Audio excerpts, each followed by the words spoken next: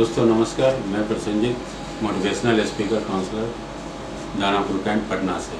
आप सबकी लंबी आयु के लिए मेरी शुभकामनाएं। दोस्तों, आपको आज मैं व्यक्ति के अनेक नामों से अवगत करा रहा हूं। जैसे हम आदमी बोलते हैं, व्यक्ति बोलते हैं, सज्जन बोलते हैं, पुरुष बोलते हैं, इंसान बोलते हैं, खुदा बोलते हैं।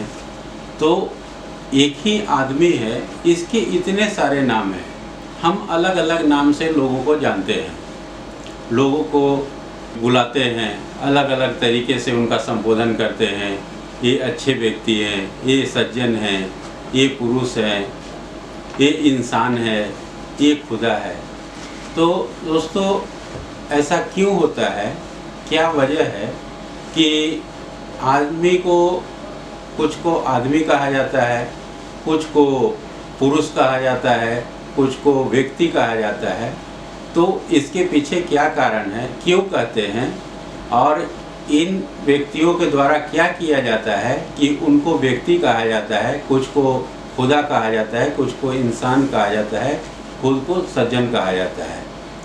तो ये क्या ऐसा करते हैं जिसके वजह से ये उपाधि इनको दी जाती है? तो सबसे पहले हम देखते हैं कि आम आदमी बोलते हैं। आदमी यानी कि आम आदमी, ये जनरल के तौर पे लेते हैं, जो सारे लोगों को कहा जाता है कि वो आदमी जा रहा है, वो आ रहा है, वो खा रहा है। तो आदमी के तौर पे इसको हम बोलेंगे, जो जनरल कैटेगरी के देखते हैं। उसके बाद आता है व्यक्ति। व्यक्ति उन लोगों के साथ जोड़ा जाता है जिनके अंदर अपनी भावना को व्यक्त करने की शक्ति हो। जैसे कि कोई राइटर हो, कोई प्रोड्यूसर हो, या कुछ जो अपनी भावना को सामने वाले के सामने व्यक्त करे, उन्हें व्यक्ति कहा जाता है, क्योंकि उनके पास अपनी भावना को व्यक्त करने की शक्ति होती है। इसीलिए उनके नाम के आगे व्यक्ति लगता है कि ये अच्छे व्यक्ति हैं। उसके बाद सज्जन उन लोगों के नाम के आगे लगता है जो जन के बीच में सहज महसूस करे, यानी सज्जन यानी कि सहजता के साथ जन के बीच में वो कहीं भी सर्वाइव करते हैं। किन्हीं के साथ उनको बैठा दीजिए, किन्हीं के साथ उनको उठा दीजिए, उनको कोई फर्क नहीं पड़ता, वो सहज महसूस करते हैं। चाहे वो बच्चे के साथ बैठे, बड़े के साथ बैठे, बूढ़े के साथ बैठे, यंग के साथ बैठे, वो हमेशा सहज महसूस करते हैं। उन्हें कोई डिस्टर्बेंस नहीं होती, उन्हें कोई तकलीफ नहीं होती। उनके नाम के आगे सज्जन लगता है।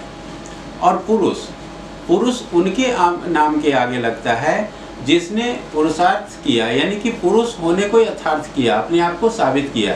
यानी कि जिनके शादी हुए होंगे, बाल बच्चे हुए होंगे, उनके नाम के आगे पुरुष लगता है, क्योंकि पुरुष होने को यथार्थ उन्होंने साबित किया है, इसीलिए उनके नाम के आगे पुरुष लगता है।